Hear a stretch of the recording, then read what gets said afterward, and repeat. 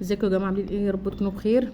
في موضوع كده كنت عايزه اتكلم فيه برضو من فتره، الصيف اللي فات او الصيف اللي قبله، بس ما كانش فيه نصيب يعني. قلت اتكلم النهارده. الموضوع بقى بايخ قوي قوي قوي يعني.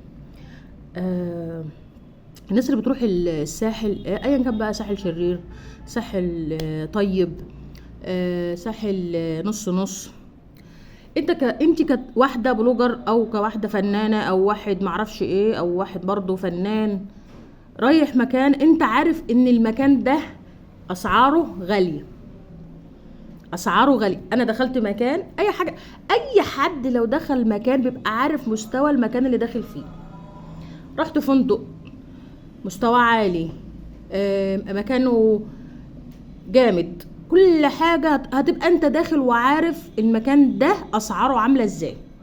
ليه بقى تاخدكوا الجلال او الهبل والهطل اللي انتوا بتعملوه، سواء بقى فنان او بلوجر او اي حد هبل كده؟ ليه بقى انت سعادتك تروح تقعد في المكان ده، ولما تطلب الحاجه اللي انت بتبقى عارف سعرها هناك هتبقى بكام، تقوم بقى جايب عامل فيديو اهبل كده؟ شفت الساحل؟ للاغنياء فقط. شفت الساحل؟ الاسعار فيه مش عارفه عايزه ايه. شفت الساحل؟ الاسعار فيه عايزه قرض. شفتوا الساحل؟ طب يعني انت كواحد او واحده داخلين المكان عارفين كل ده، ايه لازمته الهبل؟ ايه لازمته تضر الناس اللي شغاله في الاماكن دي؟ ما هو لو يعني في اكيد عرب بيتفرجوا عليكم، ناس كتير بتتفرج على الهبل اللي انتوا بتعملوه ده، وطبعا القنوات اللي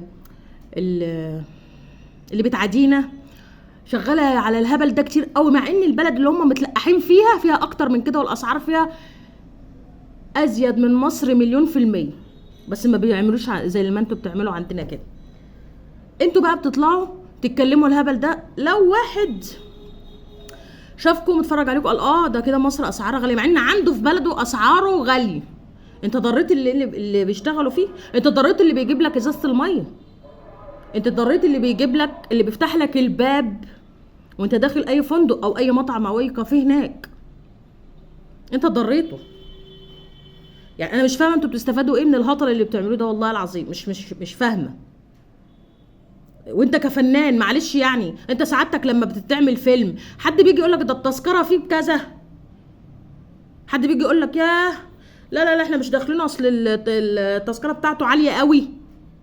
هل انت سعادتك ساعتها تيجي تقول ده فعلا غاليه والمفروض ما تبقاش غاليه كده مثلا، او المكان اللي احنا فيه معلش غالي؟ ما بنسمعش حسكوا يعني. ده يعني انت كفنان معلش، يعني انت بتاخد فلوس من قفانا، او يا فنانه انت بتاخدي فلوس من على قفانا ومن على قفا الغلابه اللي هم شغالين في المطاعم والكافيهات دي. انتوا ما بتعملوش معجزه علشان تقبضوا الثمن، لا انتوا فنانين وبتشتغلوا، والشغل بتاعكم، التذاكر اللي انتوا بتاخدوه ثمنها ديت غاليه عليكم. بالنسبه بقى للبلوجر الحلوين الجمال اللي بيطلعوا يستظرفوا برضه في موضوع الساحل والميه، ازازه الميه مش عارفه ايه، ساعتك لما بتروحي تعملي اعلان لمحل شرابات تاخدي كام الف؟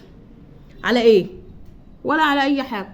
بتعملي دعايه، صوتك صوت سعادتك غالي، الصوت بتاع سعادتك غالي، مشيتك غاليه لا سمح الله، مشيتك غالي، مشيت سعادتك لحد المكان اللي هتعملوا له دعايه ده غالي.